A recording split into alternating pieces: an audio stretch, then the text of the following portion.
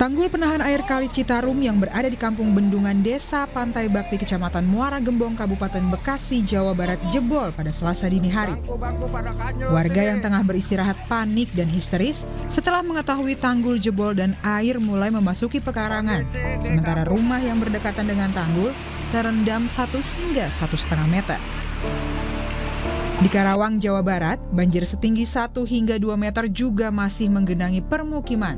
Ribuan orang juga masih bertahan di pengungsian. Banjir ini sudah terjadi sejak 3 hari terakhir. Masih ada 17 desa yang tergenang air yang tersebar di 6 kecamatan dengan daerah paling parah berada di Kecamatan Teluk Jambe Barat dan Timur. Yang terparah ini ya memang sekitaran Karangligar, Sukamakmur, Purwadana ya, sana yang dekat daerah aliran sungai Cidawolong dan Citarum serta Cibeet ya. Sana mungkin masih ada yang terendam masih 2,5 meter. 2,5 meter ya Pak ya? Daerah Desa Karangligar, Desa Sukamakmur, Purwadana. Cuaca ekstrim yang terjadi di sejumlah wilayah di Jawa tak hanya mengganggu aktivitas sehari-hari warga, namun rel kereta api jarak jauh di Pekalongan pun terganggu. Akibatnya, jadwal perjalanan banyak yang tertunda hingga dibatalkan. Ketidakjelasan waktu keberangkatan membuat penumpang kereta api Majapahit rute Malang-Jakarta yang melewati jalur utara terpaksa turun di tengah perjalanan setelah sempat menunggu selama 10 jam lebih. Setiap stasiun aja berhenti itu sekitar 5 jam. Sampai sekarang? Sampai sekarang terus berhenti di stasiun selanjutnya itu butuh 3 jam lebih. Jadi kereta jalan menuju stasiun berikutnya sekarang kita tunggu 3 jam, kereta jalan 5 menit, berhenti lagi sekarang. Melanjutkan perjalanan pakai travel atau solo. Hingga Selasa siang, perjalanan kereta di wilayah Daop 8 Surabaya masih terganggu, meski jalur di Pekalongan, Jawa Tengah sudah bisa dilalui. Masih ada pembatalan 1 perjalanan dan 3 kereta terlambat tiba.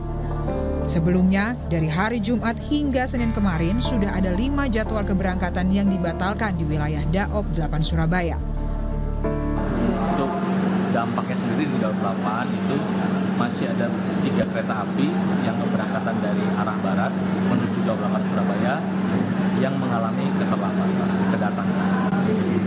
Keterlambatan kedatangannya rata-rata di 52 menit. Jadi memang sudah lebih baik dibandingkan 2 hari terakhir yang bisa mencapai lebih dari 400 menit. Nah itu sebuah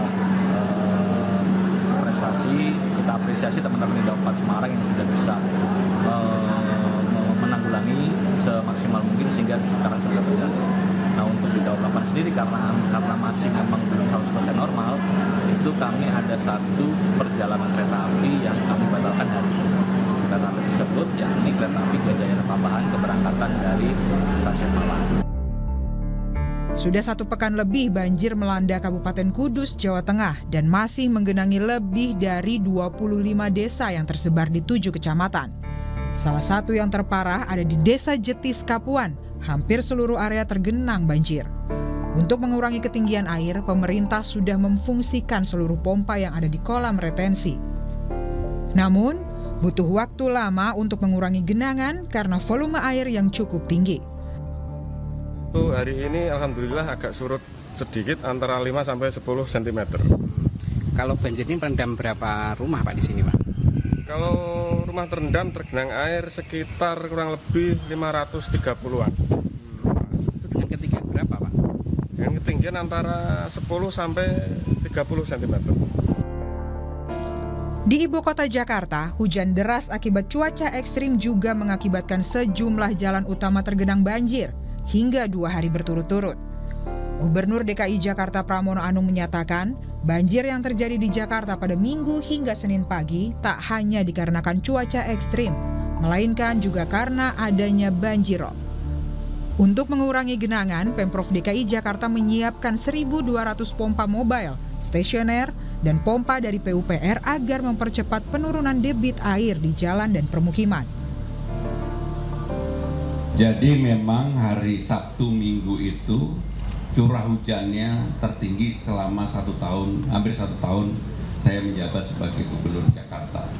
Bahkan di 8 titik di Jakarta Utara yang kita monitor, kita pasangin untuk curah hujan, itu ada yang sampai dengan 280, ada yang 260 di 8 titik.